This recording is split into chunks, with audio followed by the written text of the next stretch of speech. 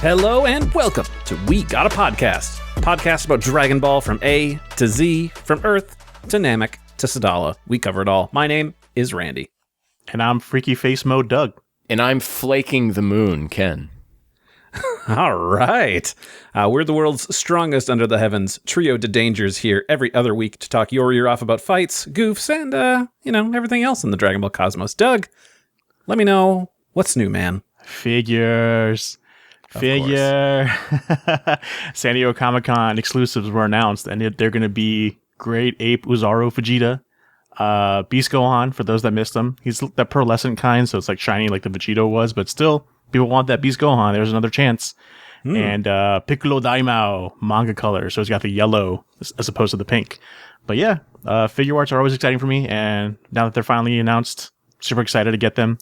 And speaking of figure arts, the giveaway went well. I just shipped out today the first ever winner of the contest, his figure out, and also I got the 2 extra that Tomachi Nation sent me for more giveaways. So those will be contests coming up soon as well. Don't know when, but very cool. It's so cool to just like open this box and see 2 of these rare ass Vegetas I've been looking for years. Just now, whatever. Lucky people out there will get them. Tomachi Nation's just sitting on that stuff. I know. I was like, what? I mean, it's cool that they're giving it to us to give away, which is nice. Yeah, it's super cool. Sitting on it doesn't feel right. Like in those times where post Dragon Box was done, like Funimation would have booths at, anime conventions and have their own merchandise things. Like, here's the Dragon Box and it's hundreds of dollars. Like, no, This is a first-hand sale. You sell that MSRP. You should not. Be selling that for a profit. Come on, dog. That is something. They do save this stuff for cons because they have like rare finds at conventions and stuff. Yeah. Rare finds / stuff we kept in the closet. I talked to the representative, Obi is his name, from Tomachi Nations in Japan. And he says they got like they do have a warehouse of like at least one figure for whenever they do like museums or cons. Like they need to have like one in box to show off to the convention. So it's cool that that's just out there somewhere, like a pristine collection. But yeah. Can't wait to get him on the show. Yes. He said he's willing to be on the show, and we'd be happy to have him. So yeah, that'd be a great conversation. That'd be a great conversation to have. It'd be awesome. I think in our like schedule of episodes coming up, I think after Granolah, there's like 3 figure-related episodes in a row or something. Yeah, really? Back to back. I don't like that. I'll say that out loud. I love that. I want you guys to be happy, so I'll let it happen. Do start doing your research now. Is research buying more figures? I can tell you how. The cheapest way is buy E. Use my coupon code to get 10% off your first order. Is there also like a good TikTok I could follow that would help me? This guy named Jabaz Doug. He's kind of handsome, but don't tell him that because he'll get a big ego, ultra ego, if I will. But yeah. Ooh. That's promotional content, just so that everybody is aware. Yeah, if you've been wondering why these videos lately have said the promotional whatever, that's why. You guys let me sneak that in sometimes, and it's. But it truly is the best way. Like, it's not even before they were a sponsor or whatever. Like, it's the way I got this whole collection of SH figure arts that are just sitting there. Most of it's from secondhand buyers from Japan. Yeah, Doug keeps those in case there's ever a museum or a convention. He needs to have I'm my own warehouse. Yes. Some people are saying I'm sitting on them myself, but no. They will be open soon. Surprised they're not kept in a fire safe because, I don't know, man. No, I want to at least see them. I'd really like them in there. Whatever. I can talk to this for hours. Ken, how are you doing? True. Man, Death Stranding 2. Oh my God. On the beach. What a fantastic game. I'm about 26 hours in. I went super hard this weekend. Man, it's more of Death Stranding 1, but they fixed the pacing. Everything moves you forward, right? So yes, the game is still about delivering packages, but every mission, there's a new twist on it, and you're unlocking new items that allow you to complete your missions in different ways. They fixed the combat. The combat's more fun to do. There is combat in the game. Man, it's all, the ghosts are scarier than they've ever been, but the boss fights are really fun. It is just an improvement on Death Stranding 1 in every single way. I'm still so surprised. Like, I don't even know what this game really is because I haven't delved into it, but I'm so intrigued and I really want to get into it one day. But I was gonna like say, oh, is there like quality of life stuff improvements? But I'm pretty sure that's the whole point of the game, is to not have quality of life. You're just carrying boxes. This game is all about quality of life. The problem is that I can't just tell people play Death Stranding 2. You really need to have played the first one. Oh, okay. So in the movie The Avengers, how when it opens up, they don't bother reintroducing you to Iron Man, Captain America, and Thor, because they just know that you have seen those movies. And that's how this game is. They don't bother trying to go over what BTs are, what the beach is. Yeah, there's a little video you can watch. It's like last time on Death Stranding, but that does not give you enough context for everything. In a world where we're oversaturated with like movies and games that do that, like that spend a lot of time like reintroducing you, that's kind of refreshing to have a game that doesn't. It's just like, no, here you go. You wanted a sequel. This is the sequel. Boom. Yeah. It's an incredible game.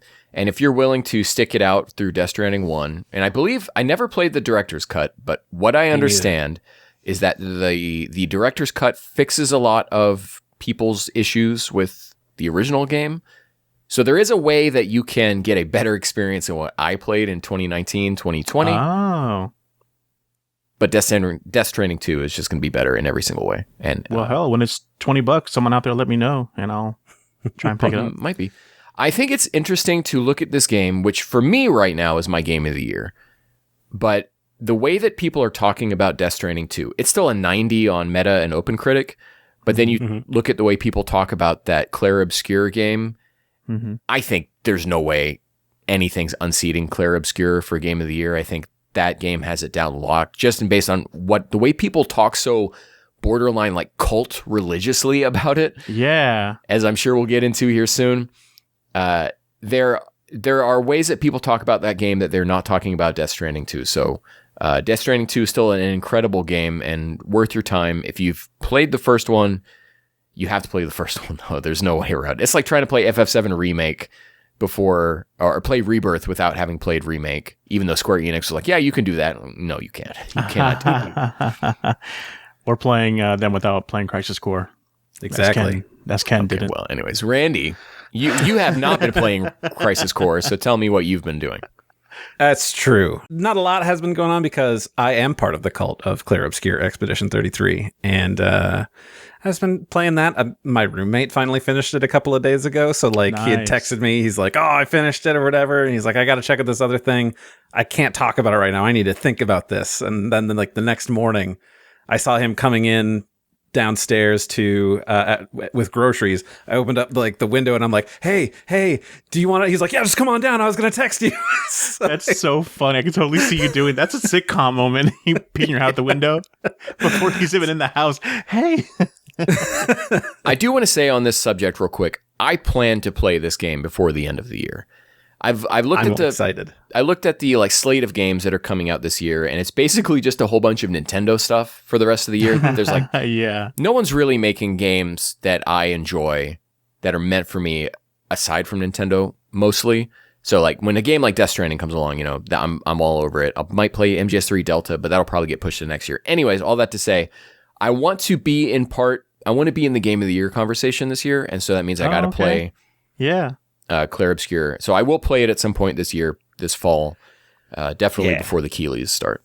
And I'm currently playing it right now. So like, you know, I'm not cult status, but I'm there. Like this, I feel like this game was made for me. I love like turnstile battle and like just the whole story of it is so engaging. I'm so glad Randy introduced me to the game the way he did. Like that really hooked me.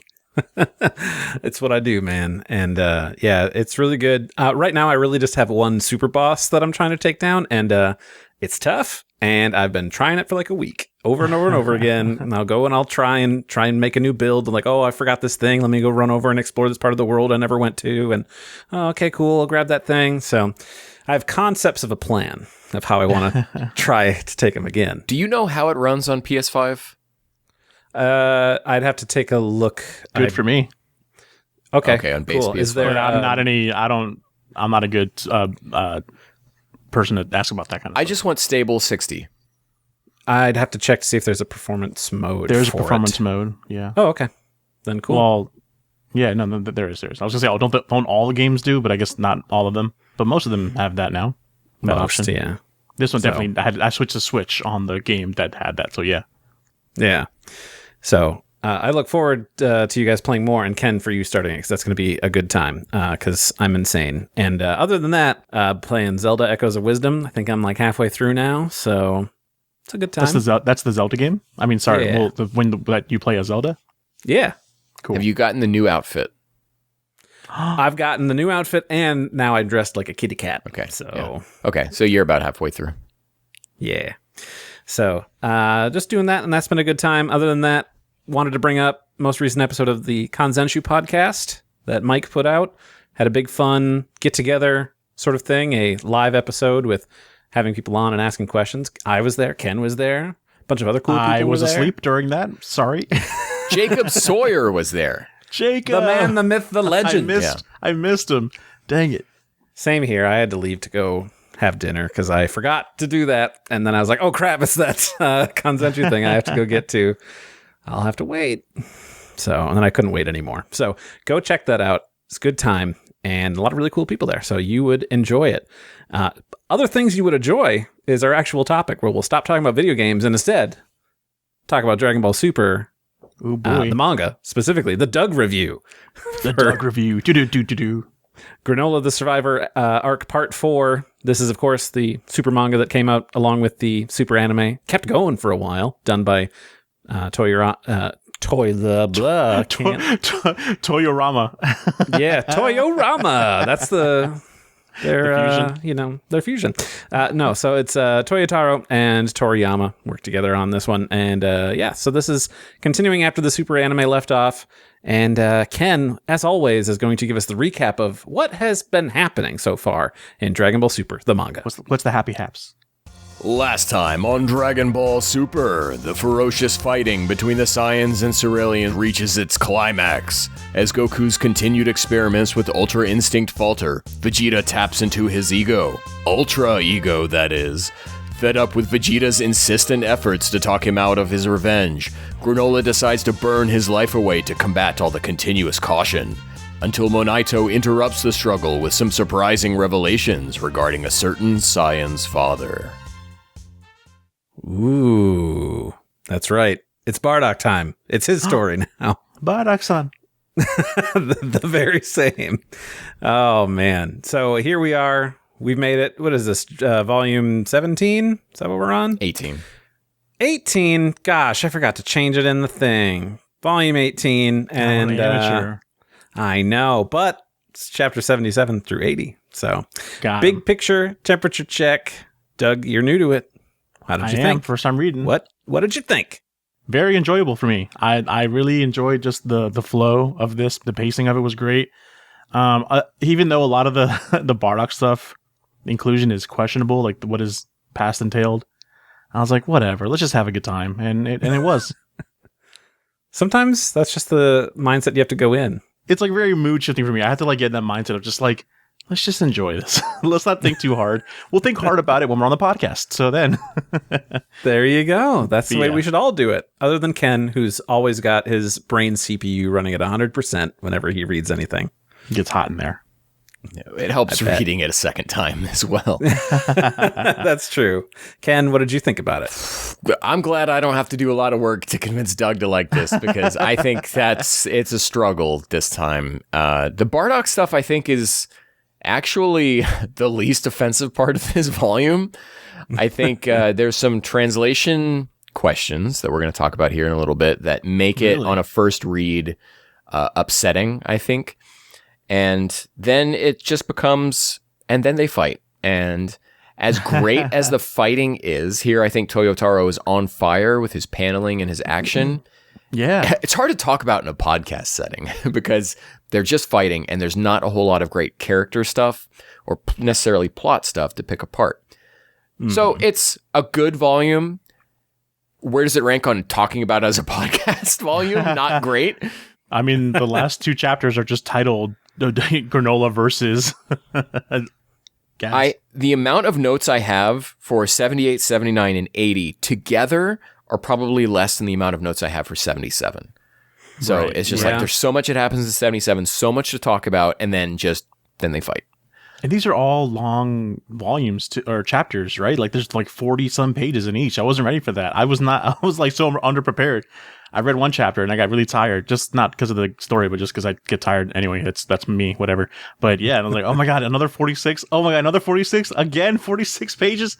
It was a lot. I'm really glad you enjoyed it, Doug, because if you didn't, I don't think I could convince you otherwise. Randy, what about you?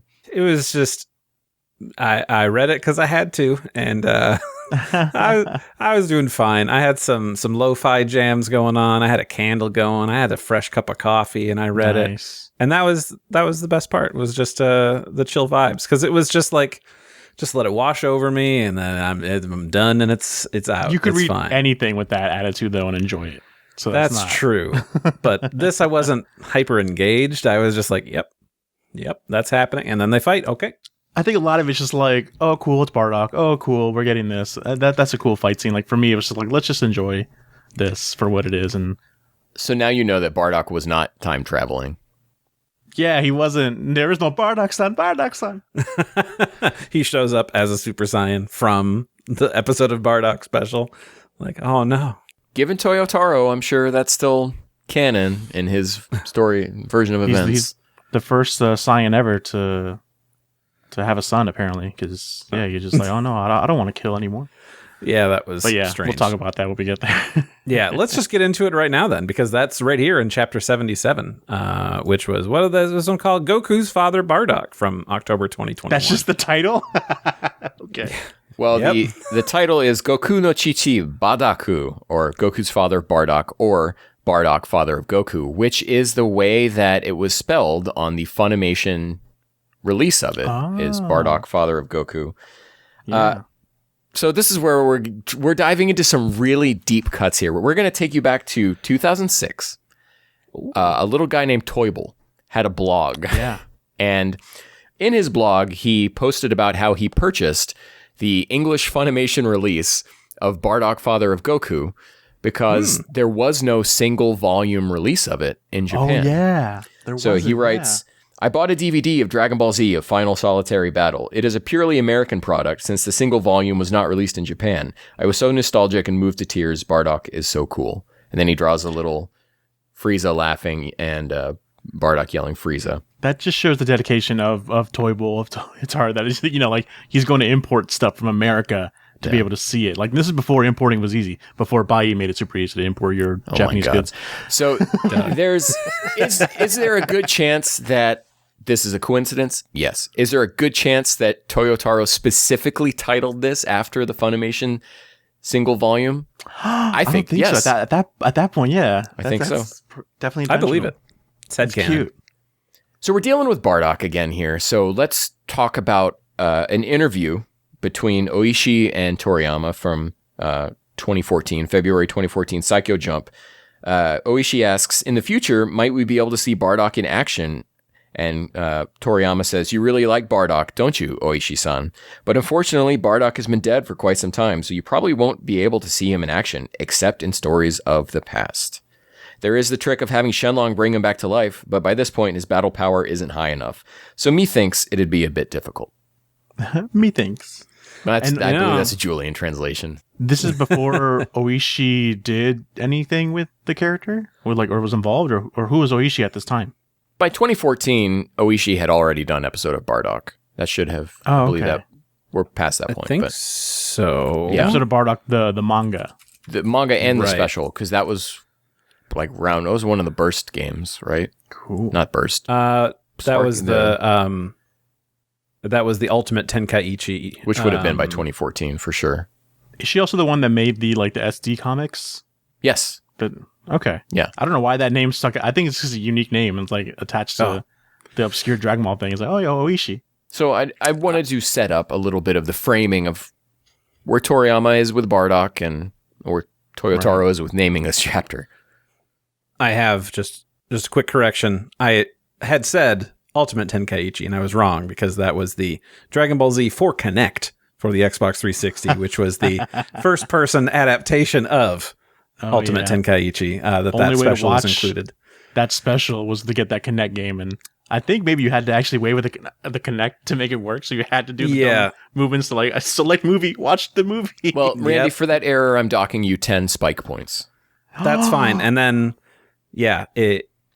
the manga ran June 2011 to August 2011. So this would have been 3 years post episode of Bardock manga situation. 40 years ago. Again, we've talked about how that 40 years is a rough estimate because Goku is actually older than that. Mm-hmm. No matter which timeline you're in, whether it's the Jocko timeline or the original one. Namekians and Cerealians living in peace until there's a full moon, guys. The Saiyans show up. Is there like a unifying like theme with like planets being with like different races? Like we get the Saiyans and the Tuffles together on a planet, and now we have Namekians and Cerealians on a planet together. Is there like a cohabitation? You know the word I'm trying to say. Cohabitation within the world before Frieza shows up and destroys everything. Like the world is at peace until Frieza shows up and destroys everything. So my understanding is that there weren't that many Cerealians on this planet either. In fact, that's what Monaito says in this narration here. And so they were probably both like refugees from other planets, wound up on this planet. Because like the Sufurians, they lived on planet Plant in great numbers, and the Saiyans just like wandered over there. And cohabitation to a certain extent depends on which version of the story you really want to go with, but yeah, exactly. It wasn't just the Saiyans who showed up though. It was a bunch of Frieza's men, including that one dude with the like horns and like the cool mohawk from the Bardock special. Mullet. Yeah. The mullet mohawk. Napple, I think, or different. Is that his name? There's different variations of him. It could have been a different character because they also had like a pool but a different color. No, so it's like this is references specifically. Really? Well, this references to the species of these because, like in the video games, you're fighting like 12 different guys who might look like Apul, or 12 different guys who might look like Napple. We find out here that these Dragon Balls are not Monaito's Dragon Balls. He didn't create them; they were given to him by the previous elder. Oh, yeah, that's right. Meaning, like he can't create them himself if needed. Like if they're gone, he can't. He probably doesn't have the skill to do it. He can't heal for anything. Yeah, really. I think I really want to touch on what Monaito can and cannot do here in a little bit. But yeah, those at least we know those are not his Dragon Balls. So during this whole attack, Bardock in his Ozaru form runs over to this like I guess chapel or whatever they're in. And this is where we find out. Remember at the very beginning of this story, we had Granolah flashing back to Bardock looking through this hole. And you can see because there was a scar on his cheek. And so we get context for that. And that was the last thing Granolah saw before he passed out. And he's out of it now. Our first introduction of Bardock too, like in this page, before I even knew who he was, I'm like, who's this cool ass mother freaker Ozaru that's just like hanging off a building, like looking like all badass. And it's like, then he turns his cheek and you see the scars, like, oh, that's Bardock, of course he's doing that. Mm-hmm. And there's a Cerealian named Flake, again, keeping the breakfast food theme here Cornflakes. Going. Yeah. He destroys the moon and scars leak in the process. Yeah. Doug, when was the last time you heard Dragon Ball Minus? Oh my God. Since it came out, maybe. Okay. That's where Leak is from. Leak is in that manga. Oh, yeah, he's the guy in the ship with Bardock, and they're talking about like Frieza wants everyone to return. He looked familiar. Toyotaro gives us the origin story on his car. It's also in the Broly movie, right? Because there's that scene of them in the ship, and that's who he's with. Possibly. I think it's a different... Maybe, I don't know. Oh, but then does that like make it... is that already differentiating from Minus, where like Leak is on the ship with Bardock, like as returning, like, hey, they wanted... Oh no, but did they reconvene on this the planet? We'll get into the timeline here in a second, but just to give it to you in short, we'll just get into it now. This is 3 years before Dragon Ball Minus. Because in Dragon Ball Minus, when Bardock returns home, Gine says that Goku has been in that pod for 3 years. The incubation pod. Oh, yeah. And he's a little baby in this one. Okay. Yeah, and here in this story, it's implied that very little time has passed and Goku's basically just been born. Dang, I'm really curious what happens post this, like, Granolah, or not a Granolah, but the Whoa, what happened here? Then. Hold on. Okay, sorry about those technical difficulties. We're back now. I wanted to get into, where do you think... This is Toyotaro marrying the Bardock Special Bardock and Minus Bardock.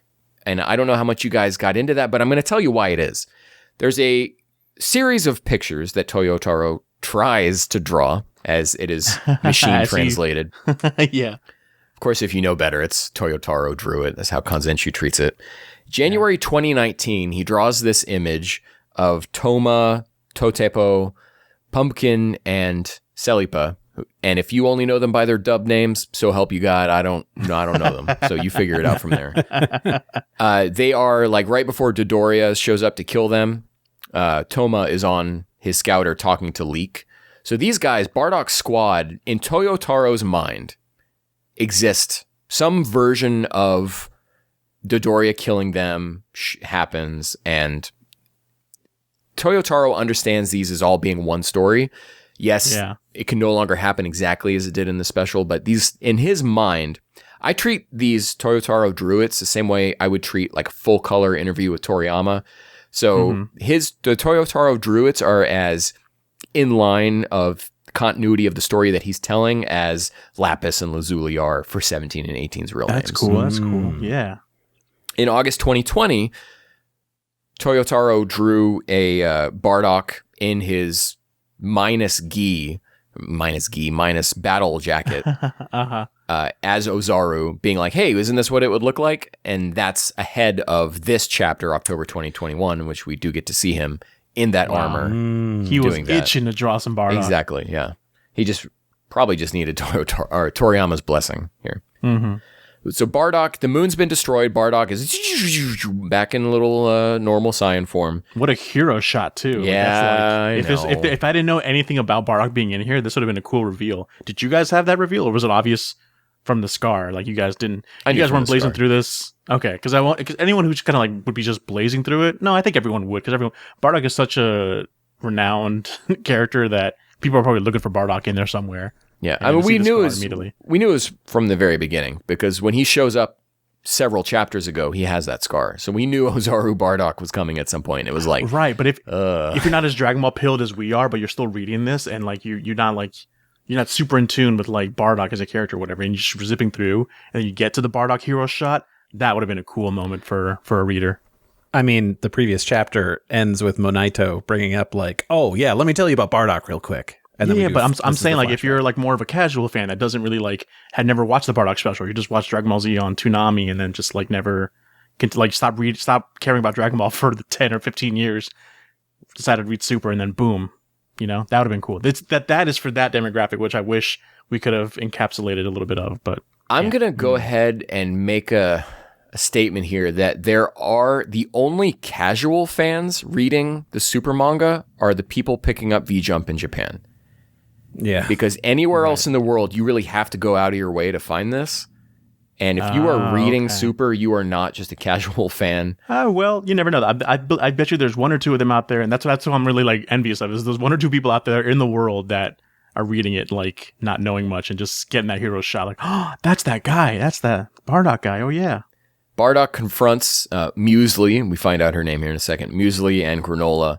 Muesli attacks his armor, and then Bardock flashes back to Gine and, naming Goku Kakarot, and he's in his...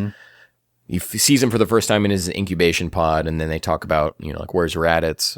You see Raditz outside playing. Yeah. I'm conflating with Minus where he asks about Raditz. Yeah, Raditz is here. Oh, you do? Paging through it right now, and I'm seeing him. I'm like, because I was just reading it before. I wasn't taking in the art, and I'm like, oh, he's out in front playing with bugs, like battling them or whatever. Battling, yeah. I see Randy smiling. So cool. He's already liking it more. God damn it. We got him. We get baby Raditz, yeah, and then the name Frieza's on his way to planet Cereal. So let's actually back this up a little bit. Sure. What do you think about Bardock flashing back here and this being like a turning point for him to be like, well, maybe these guys, I'll let them live. I get the flashback because it's like the exact, almost the same exact pose. So of course that brings back the memory that recently he just saw his son and wife in or whatever. But you've been killing, man, for many years. Like, why is this turning you? Just because you're a father and no other Saiyan has become a father and has his empathy kind of thing? I don't know. And you already have a son from years prior. So, like, why didn't you have this revelation, like, 3 years ago when you're doing a job that's like, clearly there has to be children here who have parents? Like, it's a weird thing for me. I don't know. Anyway. the more I'm saying it and then hearing Randy saying it, I don't know, it could happen. Let's talk about Bardock real quick. Bardock TV special. Bardock has this kind of like sentimental moment about his son before he dies. Okay? Yeah. Episode of Bardock. Bardock has this sentimental thing about the what's his names, and he saves them. Barry? Dragon Ball Minus. Oh. Yeah, Barry and Barry Kun. I don't know their names. Dragon Ball Minus. Bardock is sentimental about his son. Here, Bardock is sentimental about his son. So Bardock is not this like hard-edged, he's a warrior and he's killer and everything, but he has this moment. This is a consistent thing for him to act this way and have like moments of sentimentality. That's true. And I'm trying to think of like in real world terms, like, yeah, there are like these hard-edged people in wars, but then, they see it's something that's reminded them of their own children and it kind of steps them back too. So I guess I can believe that. This is Bardock fresh off the birth of his second son, and then he sees this kid when he's on this battlefield, and that affects him. Yeah. And this isn't to say that this is a huge change for Bardock as a person, because he's still killing people in Dragon Ball Minus. Yeah, true. So it's just in this moment, he's like, I'm letting these people live. For this couple, because this mother and I'm affected by the birth of my son, and they're reminding me of them. I will let them live, and then I will go back to killing and this people. Yeah, exactly. This isn't like necessarily a turn of a character. It's just like for this specific scenario, I don't want to let these two die. So yeah, okay, I like that actually. And I think it's better to take Bardock from being this one-note character that people think he is and give him more dimensions. That's okay. Yeah. It's okay for a character to be complex. Yeah. But wasn't that what everyone was complaining about in Minus, was that it kind of takes away the specialness of Goku as a character where his whole race was just ruthless? Circumstantially, yes. Minus like poo-poos a lot of stuff. But I'm talking about, this isn't a podcast episode about Dragon Ball Minus. We're talking specifically about Bardock and his kind of character journey through the 4 quote unquote canonical versions of him, and I'm basically fusing Minus and the Broly versions together. Gotcha. Yeah. Frieza's on his way. Bardock takes Muesli and Granolah to Monaito, who he at first just realizes as some sort of like living creature, and he doesn't sense any battle power from him. But then when he takes them over there, he says to Monaito that like, oh, your battle power jumped to 213, so I guess you can conceal it. He's streets ahead of Vegeta. We're going to get here into Monaito a little bit, but him being able to hide his battle power and having a battle power that high, kind of keep that in your mind, because I want to talk about that in a little bit. Okay, yeah. 230, where does that put him? Monaito says, ain't you a Saiyan, though? What's your ploy here? And Bardock just says, I just felt like it, that's all. He's having complex emotions that he doesn't really even understand right now. Yeah. And so he's like, I'm just going to take it and go. He's not saying I'm a good guy now. No, it's just like, I felt like it. It's like, now, I do want to say, I don't take issue with people who have criticisms of this Bardock, because if you have seen the Dragon Ball, the TV special 1, and it's been a while, and maybe you've never seen an episode of Bardock, and you have this idea of Bardock in your head, this is like fighting up against it. And I get it. Yeah. But I'm just saying, I think that there is precedent for him to behave in a certain way like this and to have certain soft spots, especially when it comes to children, that make him a layered and interesting character. And so if you have an issue with this, totally get it. I understand. But I'm just saying, like, try to take it a step further and try to understand where this Bardock is. That's all. Okay. I'll try my best.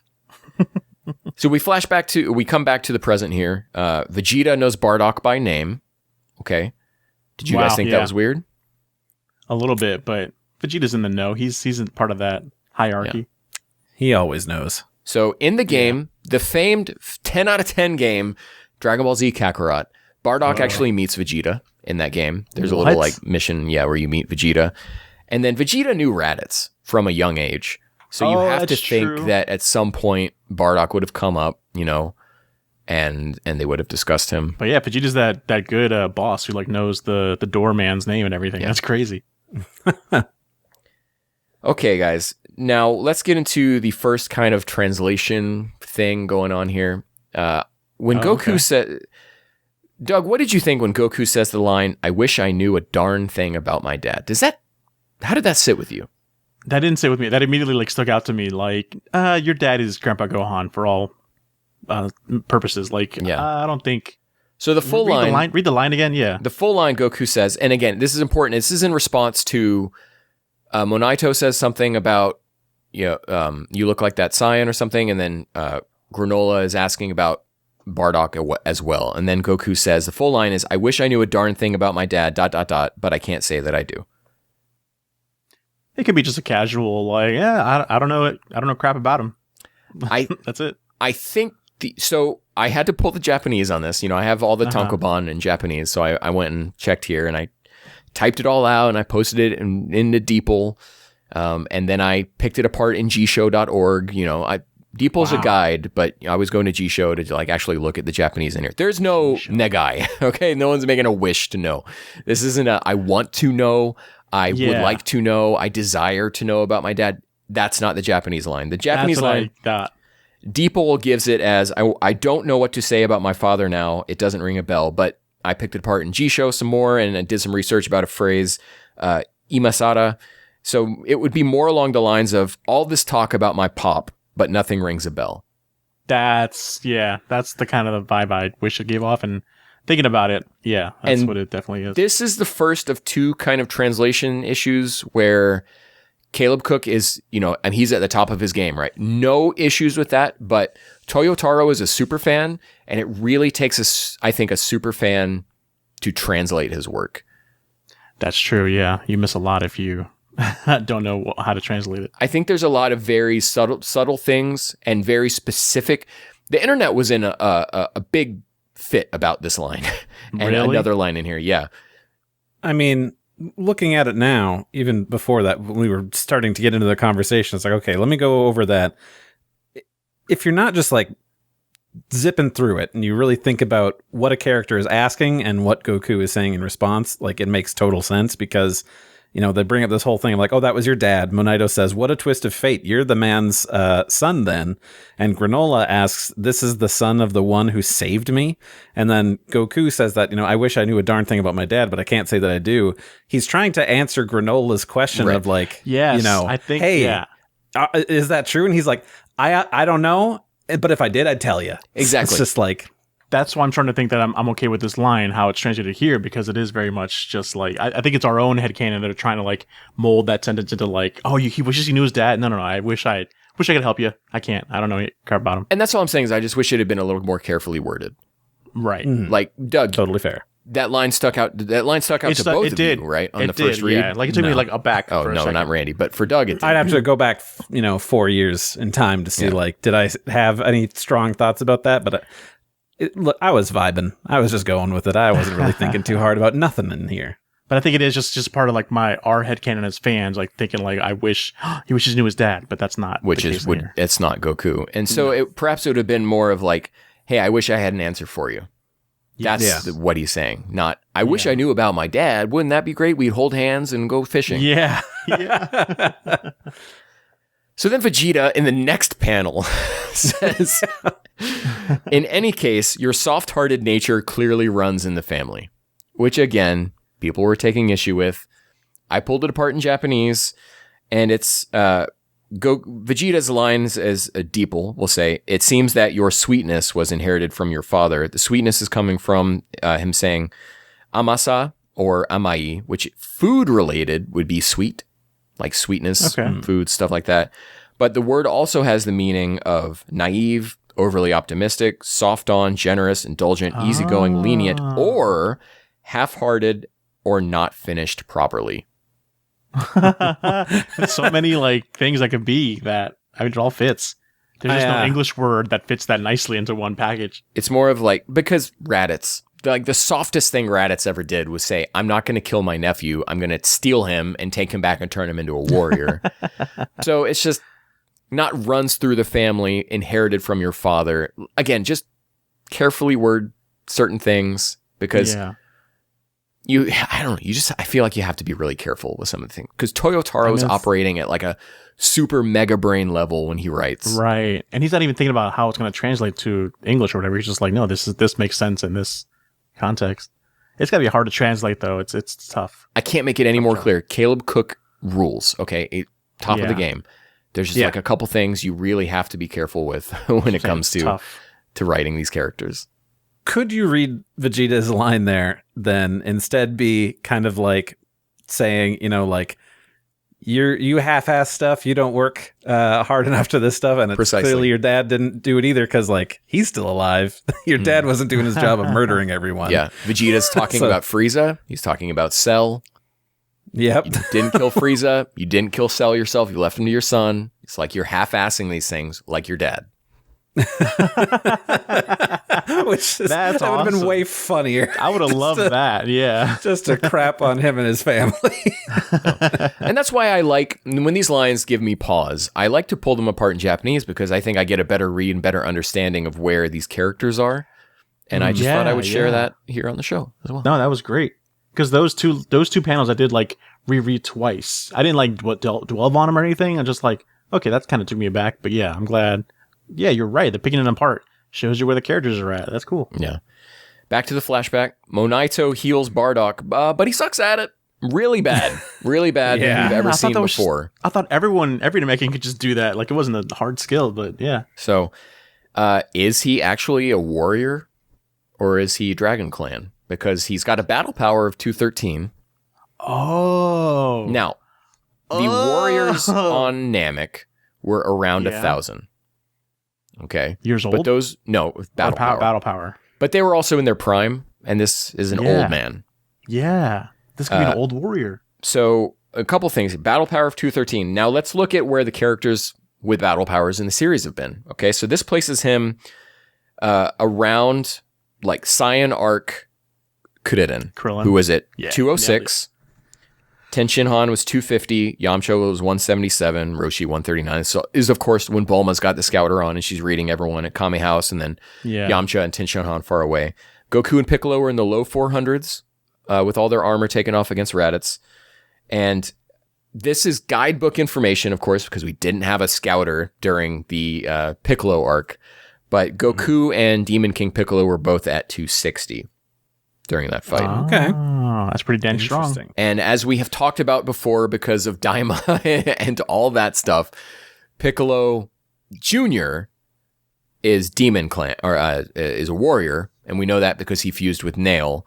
So we probably move up to Piccolo Sr. being a warrior. Kami, of course, was Demon Clan, a scion of the Demon Clan, as the Grand Elder called him. I guess I never thought about, like, of course, there's Demon, or not Demon Clan, Dragon Clan and Warrior race or whatever, but like, I guess because we only see the old and the young as the Dragon Clan, and then in their prime as warriors, it kind of like pigeonholed everything to like, oh, if they look like in their prime, they must be a warrior type. But no, this is an old guy who was a warrior type. That's cool. Yeah. Relatively high battle power, and he can barely heal anyone. Yeah, strongest Earthling. Oh my god, that's so cool. So this could be nothing, but again, I try to really get into Toyotaro's mind. I hope they don't bring this up again. This nothing I love. Like, it's there that Toyotaro understands the story. He read this. Toyotaro is a guy who he owns the guidebooks, I'm sure, and he is well versed on them. He knows his universe. I really, honestly, truly believe that he knows the Dragon Ball world better than anyone but Toriyama himself. I don't think there's anyone who gets it as much as those two have. Dang, what a guy. You hear that? So if you think that you know better, challenge Ken to that. I don't think you do, because I think Toyotaro knows how to live in this world. He lets the world live in him, and that's what Toriyama did. And I don't think really anyone else can do that. Let's get him on the podcast. Let's do it. Doug, you laugh. But you never know. We'd have to have Senpai help. But where are we here? I wrote something Daima. Sure. Well, the Hitas have showed up where we're at about. The Hitas show up, and they're already planning a deal with the Sigarians. They're going to charge, what is it, like 10 billion pol or something? Yeah, 100 billion. 100 billion pol. And then I couldn't find what the pun is on that, because coming up later we have chia seeds used as a distance amount, but I don't know where Pole is really? from. I tried to do a Google search on it, but trying to search for stuff from 4 years ago, and I don't know, like, I would obviously want to use Herms or Ian Cypher, who would have been the two probably tweeting the most about it, and I can't, I couldn't find anything. And at a certain point, I'm like, I'm not wasting my whole afternoon on trying to find Pole. So if you know in the comments what Pole is, and maybe Mike's listening to this episode right now screaming it out, then Mike, please let us know. Elec plans to scam Frieza and only give them 10 billion because he's like, dude, these Frieza Force people, they're morons. You know, they're just brutes, and we can really play them however we want, only give them a tenth of the cut. Bardock overhears all this. They find Granolah wakes up. Oh, Saiyan! He yells, and then Elec knows that the jig is up. He goes and he finds the robed Saiyan, which is funny. Another instance of Bardock masking his identity, which if you play video games, since Dragon Ball Online, he's been the masked Saiyan. Here he's the robed Saiyan. The robed. I thought I was going to play a bigger part in it, but no. But yeah, it's cool. Look. Bardock's like, I'm just going to shoot these guys. And Elec's like, well, then let me help you out with that. And then he shoots Muesli and she's dead. Jesus, yeah. Bardock freaks out, shoots some sort of blast towards the Hitas, escapes with Monaito, Granolah, and Muesli's corpse. And then we're like building up Bardock versus Gas as something that had happened because we're coming out of this flashback back to the Hitas talking about certain things. Yeah. That's the end of chapter 77 and the most notes I have for any of these chapters. Something I noticed looking through these chapters as we were talking, pages, is that in this flashback, I'm noticing that Gas does not wear anything on his head. No protection. Yeah. And Elec doesn't have a beard. Oh, yeah. There's that. Oh, yeah. Mac's hair is they're different. young. And that's what I was saying. Sorry, why I didn't show the back cover of Volume 17 last time is because it had all the young versions of the Hitas on the back, and I don't want to spoil that. Yeah, I guess I'm just curious then when we get to the next volume, I'm going to be looking at Gas and like, because I don't remember how that whole thing went because we have the whole thing with what he's wearing on his head later that they mentioned like, oh, this is like 40 years ago. I'm like, but he wasn't wearing that. Okay, whatever. Because the others are wearing it. Oil and the girl, they're wearing like the necklace that has, because they can all do that transformation thing, right? It's just that thing holds it back, controls it. Don't know. Time will tell. I know the answer. You don't. I'm sure you do. Yeah. I love that Randy, this whole review of Granolah, you've been like, I don't remember this. I don't remember this. I don't remember this. But like 5 years from now, you're going to remember all this because we've picked it apart and gone, and you're going to go, I know all about what Bardock said and the line Goku said. And yeah. He wishes he could play catch with his dad. Chapter 78, Gas's Wish, November 2021. Oil reports back that the Saiyans and Granolah aren't fighting anymore and that Monaito intervened. And Elec's like, he knows better than that. That's not in a good Elec voice. Elec hangs back to go make the wish that he's going to make, and Gas and Mackie head off for Oil. Vegeta's surprised to learn that in the past, Bardock had defeated Gas on account of being a low-class Saiyan. Yeah. He still hasn't learned that maybe Goku's lineage isn't so bad. Monaito is cut off telling the story as Toronbo has been summoned. Sky goes dark. It's true. And then immediately goes back to normal. But this is great because this is when Goku and Vegeta find out that there are Dragon Balls on this planet. This whole time they didn't know. They knew that Granolah had gotten power suddenly, but they didn't know how. Huh. Yeah. Didn't think about that before. Well, I mean, the universe is a big place. They didn't know that there was a Namekian on this planet at this point. That's true. And he does have a spaceship, so they could have thought, he probably just went somewhere. Like, Namek or somewhere else to go do this whole thing. Are you not going to bring up that this is the point where Granolah also just like assaults Monaito? Just like, why didn't you tell me that Elec killed my mom rather than the Saiyans? Because that changes everything. He's freaking out. I really like that. He's having a crisis. Yeah.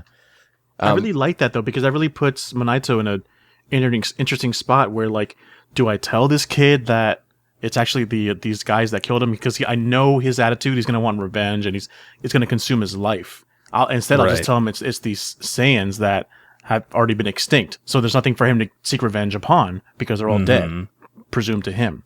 That's kind of like cool in a sense that he did that for Granolah. And sat on that secret for 40 plus years. And that's the only thing he's been good at, because he's bad at everything. He can't even sense energy, which Toyotaro has been consistent about. Every time Monito's figured something out, it's because there was like a big shockwave from the destruction. He saw Vegeta and Granolah fighting. Oatmeal had to go get him to bring him to this fight because he doesn't sense that Gas has gotten super powered up. Wow. Gas shows up. Hey, guess what? He's now the strongest.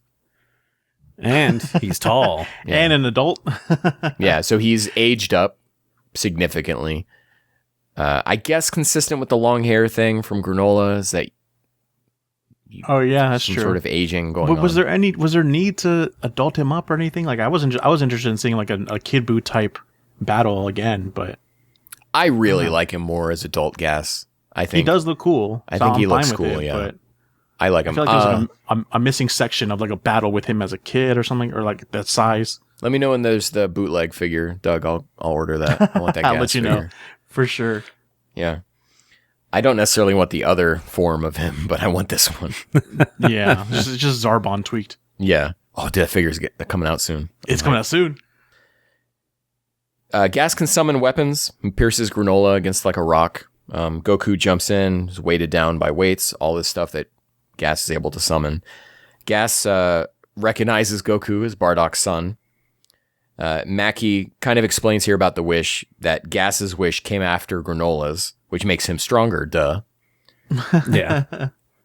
And then, but that really makes this whole plot line really cool, because it's a thing that I'm sure Dragon Ball fans have always thought about. Like, why don't you just wish to be the strongest ever? And now Toyotaro's done it in a nice way where it shows you what kind of conflict that would be, where it's just like kind of dumb. Yeah, but then someone else will do it.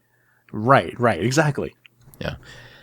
There's just characters having revelations. Gas finally realizes, or he says, I don't remember why he brings this up, but he said that he didn't learn that Granolah and Monito had survived until several years after the fall of Planet Cereal, because Bardock had stashed them away. And then this is where we get a flashback where word has traveled about, from a young age, Granolah's exploits. And Elec goes to recruit Granolah, being like, hey, Monito, you keep your mouth shut about everything that happened, me killing his mom and everything, and I'll keep Granolah safe. Damn, which is why earlier he said like Monito knows better than to open his mouth or something, because he had a long-standing deal with him. Hey, we got to get a sensu over here for buddy old pal Granolah. They don't say it at this point, but Vegeta's supposed to have had another sensu. He left it in his other pants pocket in his armor, which he cast away, which is always so funny because like Vegeta will put it in his armor, and Piccolo like in his belt and superhero. It's like, guys, you need pockets. You think it's just like pressing up against his body, and that's what it is, but no, apparently there's a little mini pocket in there. Yeah, it makes sense that Bulma would put that in there. That's true. I will say that Goku expressly tells Vegeta to go get it so that he can eat it. Yeah, he being Vegeta should take it, not anybody else. Make that ugly, that freaky face transformation. That's great. It's called Ultra Ego. Freaky face mode. You transform there, and then Gas just easily handles Super Saiyan Blue. And this is where it's like, and then they fight. It's a cool fight. There's just not really anything to talk about here. It is. Vegeta gives the sensu to Granolah and says, your revenge must be satisfied, no? So settle this grudge with your own strength. Which is kind of like a 180 of where he was before against Granolah, being like, hey, revenge isn't the only way. And now he's like, you know what? go get this guy. Well, after transforming into Ultra Ego, I'm sure that Ego he's spilling it onto Granolah at this point. Yeah, like, maybe. Hey, man. And also just take advantage, knowing that Granolah hasn't gotten over it, and be like, you know what? Why don't you channel that, little upsetness into it's also like saving all of our asses. Yeah, because Vegeta's also a smart fighter, right? He's like, no, the only one that can take him on right now is Granolah. I'm setting aside my pride because I know this is the guy that is the one that can go toe to toe with this guy. Vegeta's a smart guy. But he still won't just become Gogeta with Goku, and then they could probably easily handle the situation. Ultra Ego Instinct. There's tons of fan art of it. Look it up. Whoa. To give you an idea of truly how fast we're moving through this, we're now at Chapter 79, Gas versus Granolah, December 2021. Elec has one more urgent errand to handle, which is honestly, I don't remember what he's going off to do. Yeah. I don't know what's going on. Is it just to enjoy another glass of wine or whatever he's drinking. I need Without a drink. getting debris in it. Because he comes back by the end of this and then should have run an errand, but it's not addressed what that was. So I honestly, truly don't remember.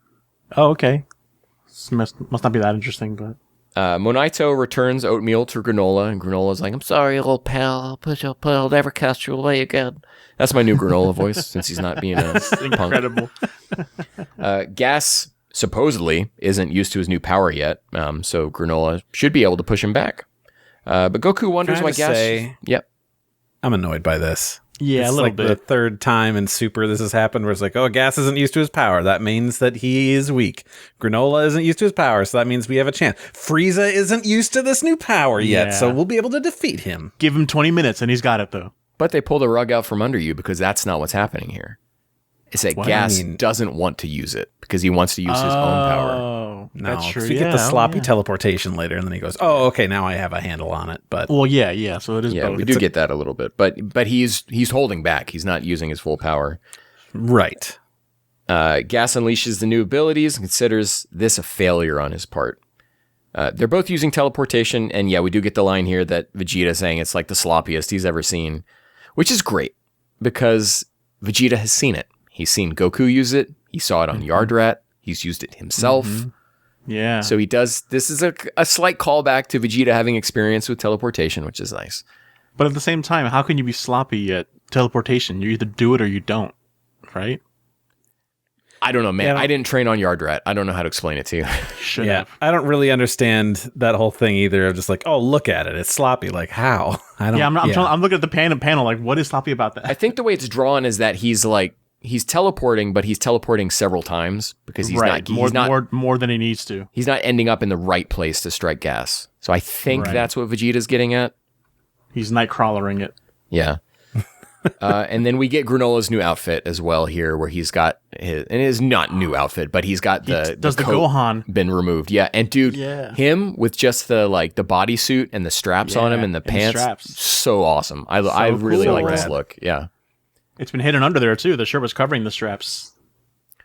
Yeah. Chapter 80, guys. We're moving at a pace. Are you henceforth serious? Never heard of before because they're just fighting. Gas versus Granolah Part 2. What a title. Wow, look at that. January 2022. We get a lot of this where it's characters remarking on a fight as they're watching it, which you don't get a whole lot in the manga. This really more of an anime filler thing of characters reacting. But I like this because even though it's just characters watching a fight, Vegeta and Goku are reacting to the fight very differently. Vegeta's being pessimistic and Goku's being optimistic. So it's, yes, they are just commenting on the fight, but Toyotaro is using it as an instance to be like, hey, here's the little character moments, little beats in here that makes it worth flashing back to have them comment on the fight. And as opposed to like filler commentary, it's not generic like, oh, why is Krillin giving his 2 cents about this? It's just like, I've never felt the power of the strong before. Like, it's not that. It's everything has a purpose. Yeah. Elec shows up and removes Gas's headwear, which is the little bone thing that he's got, his little tiara. And then Mackie says, Mackie doesn't think this is a good idea when our instincts are unleashed. We lose all sense of self. So the implication here is that, yes, they can all do something like this. Yeah. Will we see it? I don't know. We'll find out. When they become BoJack Unbound. Because when the necklace comes off, or the thing comes off, that's where the horns kind of end up going. I wonder if that's going to be a theme. Yeah. Randy said about just wearing them on their neck. Randy's brought up about BoJack Unbound. Yeah, this is very BoJack's just second form. That too. We get that. Not turning green, but Yeah. Right. He does get ripped down to just his undies, Hulk style. Yeah. So he goes Very Hulk mode. And this is supposedly what he used 40 years ago against Bardock, who somehow still won. Vegeta, again, is like, can you please tell me how Bardock did this? And Monaito's like, I was unconscious. I don't remember. I didn't see it. I don't know. I was out. Oops. Why does Mackie stop Gas from killing Granolah?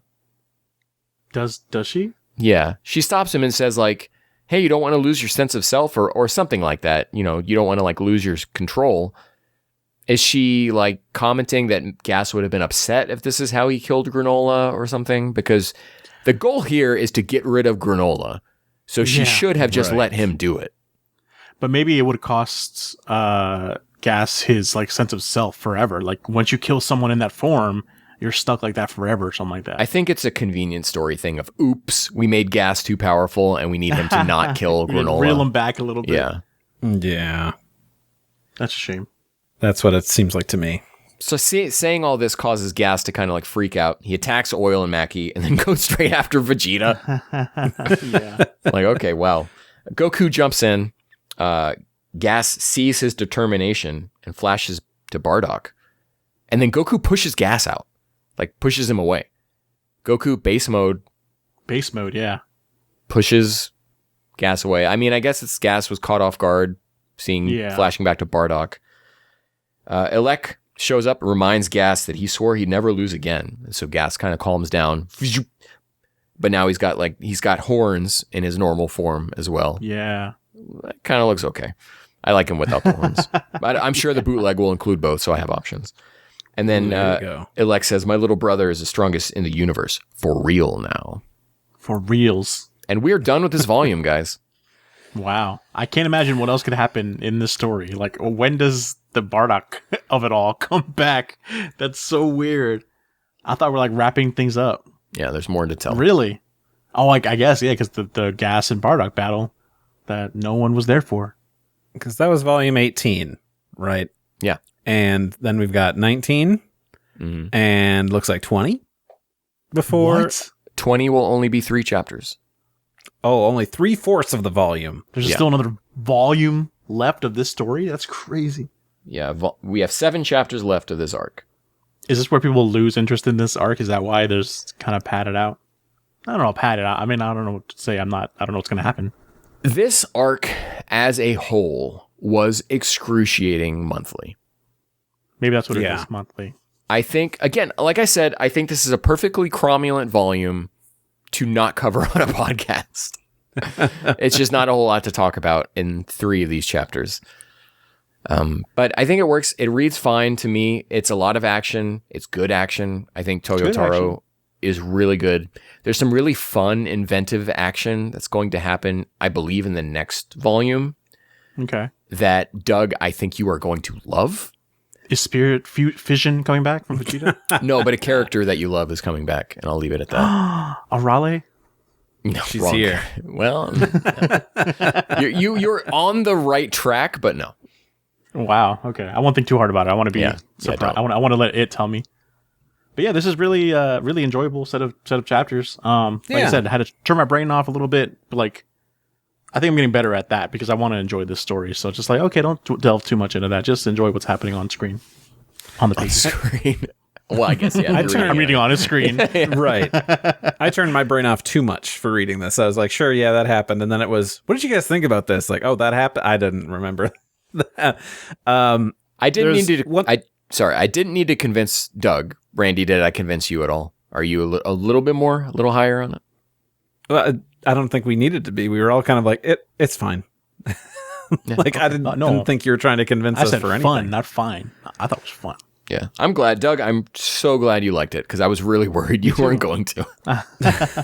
I understand that it was the whole thing with Granolah to be like, oh, look, he's so strong now. And since, Goku had done it before, but Vegeta was learning, destruction. Well, now that means that Granolah can do it. But now also Gas can do it. I'm like, this is making this a whole lot less impressive. And now, like, everybody is able to do this thing that, like, Beerus was the only one that was doing before. Yeah.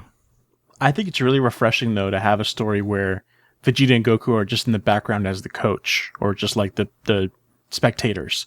We get to see 2 new characters just going at it and having their own character development type stuff going on. I think I was getting too much of Goku and Vegeta. I was getting sick of this being that show.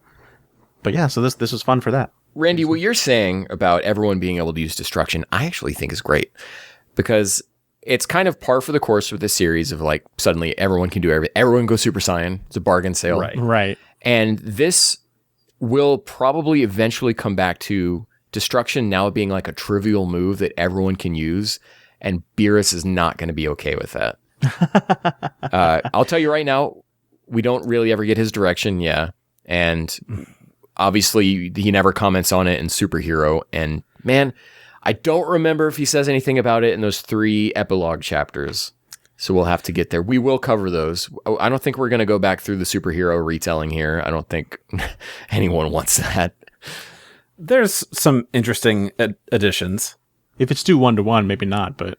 Yeah, we could just be like, all right, we're going to read through it. Sorry, Doug. Read a whole bunch of volumes, and then we're going to talk about the interesting things that were added here and slightly changed. I mean, I'd be intrigued to see the differences or similarities that manga and the movie had. We could do the prequel stuff and then like add on for the whole volume, and then do the whole movie chunk itself as be like, okay, let's just do all that all together. Right, as one whole thing. But the thing also, I suppose, that helps clean it up back to the whole everybody's doing destruction now is that I can't remember how it all works out, but I assume Gas has the similar situation as Granolah, where it's like, well, you're the strongest, but you're dying pretty soon. So Granolah will be dead in a couple of years, so he won't be around to do this. Oh, yeah. So. And I forgot about that. Something worth noting is that, does Gas remember that was part of the deal? Because Granolah told them that that's what he had to do. And did Gas remember that? Is he okay with it? He wasn't there to make the wish. Yeah, I suppose Alec would have been like, yeah, man, just make it happen. I don't care. I don't care what happens to my little brother. Which is also like, yeah, where does Toranbo end up with like consent of it, right? Because Purunga had to ask Goku if he would bring him back to Earth. And so like at some point, Gas is on his way flying. Toranbo doesn't check in and be like, hey, there's this wish being made for you. Here's the deal. Here's the trade-off. Like, you cool with this deal, man? Hey, maybe not all dragons are consensual dragons. No service, you know? Yeah, maybe. Yeah. All right. Well, that was fun. Volume 18. And then, of course, next time, 2 weeks from now, episode 112, we will be covering volume 19, chapters 81 to 84. So do your homework. So that way you can read along for this whole thing for the next time. Before we jump to break, let's talk about the interstitials here, which you guys didn't see. Of course, there's that famous picture of Ultra Ego. That's on the back of that? Vegeta on the back cover, yeah. I like that one. That manga. So some of the interstitial things is Leek and the unnamed Saiyan kind of going back to their pods. Is this guy supposed to be Nappa? Do you think like a younger Nappa? He looked like a Nappa. Yeah, but he never gets his name. He never gets his name. I know we see Nappa with very little hair in the TV special. So is this like before that happened? I don't know. It could be Nappa. It couldn't be. I don't know. Yeah. Hold on. You're saying all Saiyans look alike? Nappa was probably like way too powerful to be hanging out with Bardock, though. Yeah. Oh, yeah. I was trying to remember. I was like, is it maybe like a Toyotaro's version of like Totapo? No, Totapo looks entirely different. Never. Or maybe that guy who was in Minus or something. Maybe. Could be that guy who's on the planet when Leek and Bardock arrive. Don't remember. No. Then the other interstitials are just about, Granolah working under Elec. Right, okay. The back cover of this. I still can't believe as a Goku. kid it's what it... Whoa, like the Bardock cover? Yeah. Look at those muscles. The muscles. Okay. Now we can jump to break if you're ready. I am ready. So then, we'll jump to a break right here. And then when we come back, we'll hear what you guys had to say about this whole volume. So stick around. We've got more for you.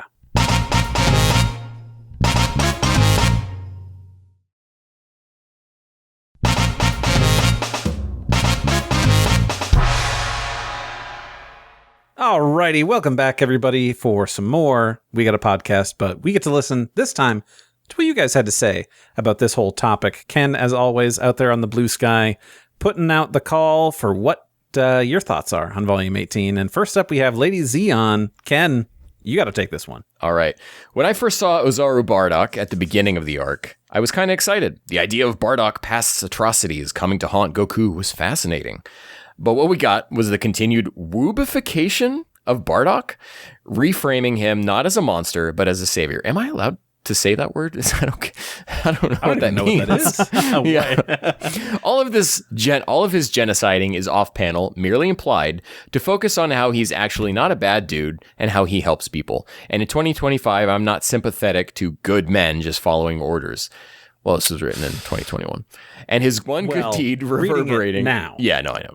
This was under the Biden administration. Toyotaro wrote this. And his one good deed reverberating forward to have a positive impact on Goku makes me roll my eyes.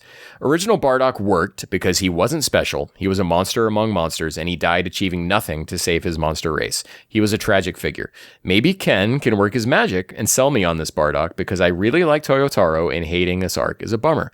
Well, did I do it? You tell me. I think that's what you did because I was with Lady Xeon in that same like I don't know how I feel about that, but yeah, I mean it makes sense in this like characters are complex. Yeah. Bringing up everything kind of sinks into this, so and it can't really show like one act of kindness or just one act can domino effect into affecting the whole world, like Goku being kind-hearted or whatever. And I don't think that this is saying that Bardock is a good person. Or it's saying that Bardock had a soft moment and saved 3 people. That's what you can differentiate it from me. Like, this isn't a turn of a character. This is just a soft moment he had. It's just a moment. Because we go back to Minus, and he's killing people again. He's still killing. Yeah. Guys, I just had an amazing epiphany. Oh my God. Bardock isn't soft-hearted because he does this, and then in Minus and Super Broly, sends his son off. Bardock can see the future, and he knows that Granolah is going to need to be around to deal with all this, and that Goku is going to do all these great things. Toyotaro, don't let Randy near your writing. So you're saying the guy on Planet Meat, he has a name, and I don't remember it, that he must have done his future strike. He did his future strike before. That's not Meat. That's Kanasa. So what's Planet Meat then? When is that one? Is that's that when the one he where finds them later? That's where he finds Toma and all of them killed by Dodoria. Yeah. Didn't there was a shot of like some villain or I think Granolah hitting Goku in the same spot too, like just as a little callback. Yeah, we covered that last time. Funny. Did we? I don't know if it was a callback. But I think it was just callback. We brought up hitting him, but I'm just saying these couple of things. If you also want to tie that into it, and Bardock suddenly having these thoughts is just like secretly he sees the future. I think the less future stuff we can do, minus the trunk stuff, the better. Nope, I'm in it. This is where I live now. And Jacob Sawyer. Even in episode of Bardock saves Barry and Barry-kun, as we've established what their names are. And then after he does all that, he just walks off into the distance. He doesn't stay with them. He is a bad guy who has done a few good things. So I don't think you have to look at Bardock as the good guyification. It's like, no, he's still very clearly he's a bad guy doing bad things. That's why he's still in hell, whereas opposed to Vegeta had a redemptionness of going to heaven, right? Or not dying, or I forget what happened to Vegeta. He got wished. Yeah. What was it? Got brought back for his one day. Yeah, but it was Enmadayo. Oh, the wish was like bring back everyone who's good or whatever. No, before that. Yeah. Vegeta was considered. The reason he wasn't immediately reincarnated like Piccolo was saying was going to happen to him, like get washed and whatever, is that, Enmadayo stopped that, sent Vegeta back out to fight. All right. Jacob Sawyer, I am enjoying the tactics being used in the battles. I like Gas's sort of Green Lantern-like powers. I'm not clear on how Bardock has been influenced by Goku by just looking at him and naming him. I feel like I need a little more explaining there and why he decided to be merciful. Still enjoying it. Hopefully I covered that for you earlier as well. Yeah. Pika-fan writes in, says, Chapter 77, to paraphrase Mr. Fusion, shouts out, the special kindness of Goku is diminished when his father had the same mindset. A break in the action is so refreshing and splits the plot into recognizable sections. Alec is so fun to hate. Whoa. Chapters 78 through 80, again, just kind of consolidating it like we just ran through it. The arc should be called the Heaters arc. The explanation for keeping secrets is wonderfully believable and justifies the relationship of our characters in the first act. Yeah. Granolah's negative character arc has swiftly become a positive arc. This is called a whiplash arc. I would prefer if Granolah's struggle was slower and came from a position where he has nothing to gain from going good. Yeah, Granolah is like a total 180 all of a sudden. You want to talk about like a character being sold on a different path. It's not Bardock, it's Granolah here. It's Granolah, totally, yeah. I mean, he's got to go through an arc pretty fast. This guy's going to die very soon, so don't have the time. Aeon Panenko. Honestly, the Bardock stuff isn't nearly as bad as everyone says. It's probably the best use of him post-Minus that really deepens this iteration of him. On the whole, I also think this volume is where Toyotaro's action takes a huge leap. Gas has my favorite fighting style above Ultra Ego. Most of the previous fights in the arc have really good panels here and there, but when Gas arrives on scene, the choreography takes it to another level. More unique angles, more double-page spreads. You really see Toyotaro's evolution as an artist in Moro, but his style really sharpens here. Yeah, last time we had a lot of negative things to say about the art, and I don't think we had near as many things this time, other than, Ken, you had redrawn the Bardock face for this post. And I didn't catch it because I always thought like that was a pretty decent drawing by Toyotaro, but looking at it in closer inspection, you did improve it. But thank you. The huge mouths. Yeah, the action was really well done this time. Like I noticed like how things just flowed better, and it was enjoyable to flip through. Seeing things made more sense. Like you see a punch come in, the next panel you see the follow through like a lot more clearer than previous chapters. It's just unfortunate that it comes at the total sacrifice of really interesting stuff happening. But yeah, it is good action. Marcus writes in and says, just wanted to say that after Ken's great explanation last episode of how Wagamama no Gokui can mean something like thoughtlessly selfish, I will be referring to the forum exclusively as ultra inconsiderate. And then he redid the panel. Kakarot's body may have a mind of its own, but I'm not very considerate. In fact, go ahead and call this ultra inconsiderate. Inconsiderate. Doesn't quite roll off the tongue, but sure. I think it does. Ultra inconsiderate. All right, and we've got Weeba Cast here who says, well, I enjoyed the match between Gas and Granolah as they try to settle who deserves the title of the strongest fighter in the universe. I do think an issue I have with this arc overall is that there is just too much fighting and not enough time to breathe in between each of these arcs' major bouts. As for the big Bardock in the room, I have to be honest and say that I really love this new interpretation of this character. From the Frieza Force members that descend down on the planet being reminiscent of Dodoria's men in the original special, and his Saiyan partner from Minus being featured in this flashback together, it seems like Dragon Ball Super is trying to blend aspects of Bardock's story together. This is what I'm saying. He sees the future. The man is still a ruthless killer, helping to destroy civilization to functional extinction, but he also is showing more depth of character and honor beyond that by sparing Granolah and his mother. He's complicated. Yeah, and this is what Toyotaro does best, is thread continuity. And so he's marrying these two disparate versions of Bardock into one that really kind of makes sense. Because, yeah, minus Bardock, we see him killing. I don't think we really see him killing in the Super Broly movie. So they kind of washed away some of his sins there. So I definitely understand that there. But he does kill in Minus. And this is just like what he did with the Yardratians in before, where he's like, actually, there's two species. There's the Dragon Ball Online kind, and then there are the ones you saw in the anime. So cool. Toyotaro just knows what he's doing. And again, I'm never going to say that people who have a different interpretation of Bardock are wrong. I'm just saying try to think about it. He's not turning Bardock into a good guy. He's just saying that there's more going on with Bardock than just being a killer. Which doesn't make him a good person, though.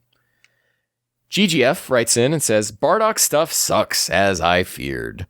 Remember, GGF is reading this for the first time with us.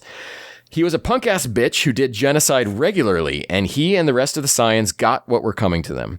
Also, why would Vegeta even know some random low-class Saiyan, let alone that he's Goku's dad? Gas fight is well-drawn, but kind of lacking focus. Again, like I said, Raditz is the connection there. Gas goes from using conjured weapons, which I do like, to be honest, to standard key moves to turning into Broly. I like Granolah fine, but Gas does not have the character or charisma to sustain 3 chapters straight of fighting, and it looks like it's gonna keep going. Can definitely imagine this starting to feel like a slog reading month to month. Hopefully it picks up in the next volume. It's so funny to hear that take after we've discussed it. I wonder if you're hearing this podcast and have we changed your mind or at least opened your eyes to how, because I thought you did too for a minute before, but then, talking to Ken and Randy, it's everything makes more sense now. I love the complexity of everything. And I'm really curious if you guys have changed your minds after listening to us. Yeah. It's hashtag trust Toyotaro or trust in Toyotaro. I forget what we're using. Jacob Sora used one of them and I don't remember which one, but just trust in this man. He knows what he's doing. And yes, we're in a series of here where there's just a lot of fighting, but I do believe that he is the only person who can be trusted with this franchise right now because he just knows the world and he knows how to tie stuff together from the past.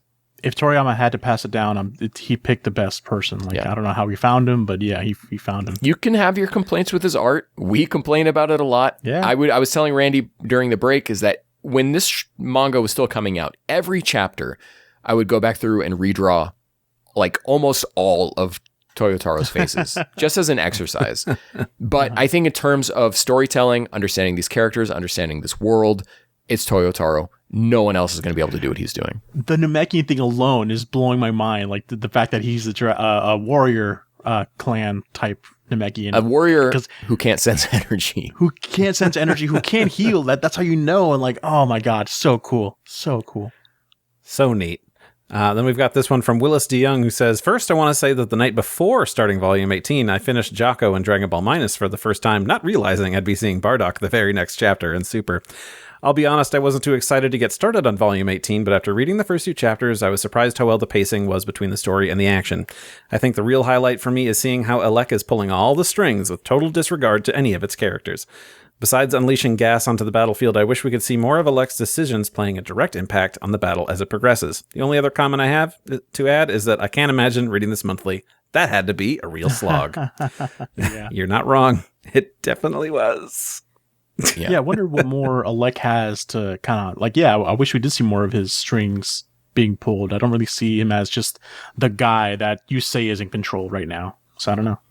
As I think more about it, I think maybe I remember what the errand he was running was, but I'm not 100% sure.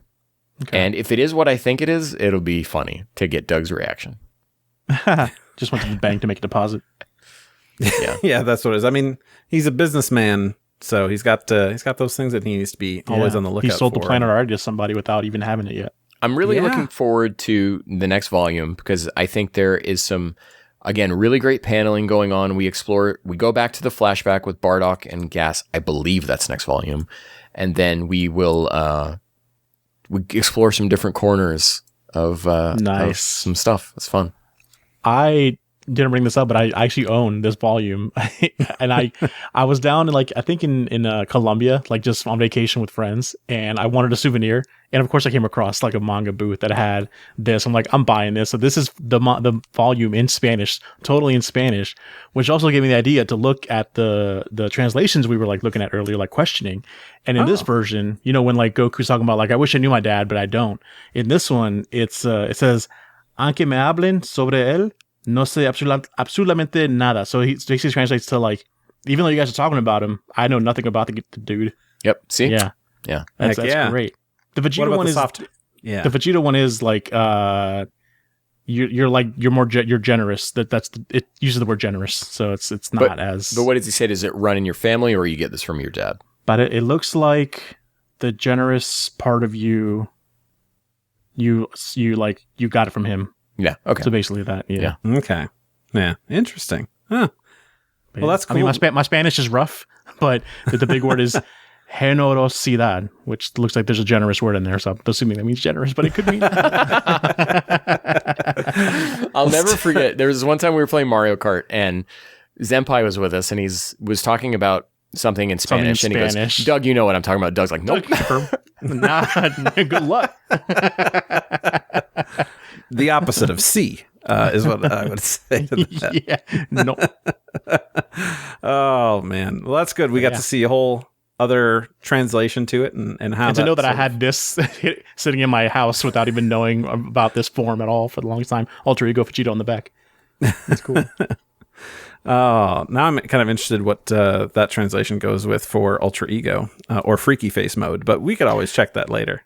Can I say I also didn't even realize that we were reading entire volumes this whole time, you know, because you just give it to me in chapters. I don't quantify that, but I'm flipping through it. I'm like, wait, this is exactly what we just read, right? Everything we just read is just the entirety of this volume. Yep. Never knew that. I don't read manga like that. I only read it like digitally online, so I don't physically in a book. It doesn't mean anything to me. That's why we specify which chapters as well for the people who are reading like on the Shonen Jump app or something. Yeah. Mm-hmm. I read this entire thing just today. That's crazy. Yeah. That's awesome. Good job, Doug. See, look what you can accomplish. I can read. Well, hopefully you can also answer trivia questions because we got that here. I also forgot this time. I was like, we're winding down. All right, let's go. Dang it. Don't worry. ramp it up just a little bit longer because our trivia deity Zenpai sent over this trivia here. Got 3 questions for you. Number 1, how many points did Magetta score in the preliminary test before the Universe 6 versus Universe 7 tournament? I have no idea. What? Enough to pass. I mean, that the Boo robot? failed. Yes, that's the big middle one. No idea. Yeah. I'll give you a hint. Double digits. 69. 17. Doug is the closest without going over because it's 50, which is the exact same as what Goku got for his preliminary test that's score. Cute. Yeah. Question number 2. While in the manga, Goku practices the Mafuba by himself, in the anime, he uses a stand-in for Zamasu. Who does he use? Go ahead. Piccolo? No, it's the turtle, right? That's right. Umegame, the sea turtle. Poor Umegame. Poor guy. And question number 3. Which of these 3 is not a member of the Universe 6 team of fighters in the Tournament of Power? Dr. Rota, Pilina, or Shosa? Dr. Are we Rota. watching the same show? Yeah, we are. All right. You're in for Dr. Rota. Doug, Dr. Rota, Pilina, or Shosa? Multiple choice. Doug gets it. Shosa, he belongs to Universe 4. Got it. I don't even know who any of those characters are. Who the hell is Shosa? You trying to get me to remember the Tournament of Power? I'm trying to pretend that didn't exist. Maybe. Oh, man. Well, thank you for listening. We love interacting with you and keeping you in the conversation, talking about our favorite franchise in the world. You can post at us on our socials. We're keeping it easy at wegotapodcast.com over on Blue Sky. And, of course, you can email us at wegotapod@gmail.com. Thank you to Rifti Beach for letting us use his track, Kakarot Theme Hip Hop Trap Remix. You can find that track and other great music by Rifti on his SoundCloud. Ken, where can the good people find you? You can find me at Detective X. Did any of you check out that Japanese game? Let me know. Randy? Oh, right. You can find me over at Saberbreaker at wegotapodcast.com over on Blue Sky as well. Doug, how about you? I'm Batman. I mean, you can find me at Drbaz Doug on the socials. Okay.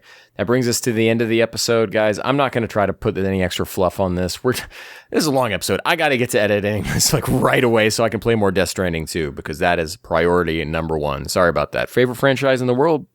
I don't know. Kojima games? Maybe. Who knows?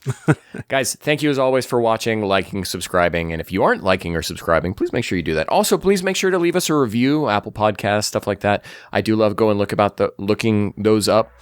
Talk about us on the internet, and people are like, what Dragon Ball podcast should I listen to? Be like, guys, I've got the podcast for you, especially if you're a mom. And with that, we'll catch you Matinator. Bye. Bye.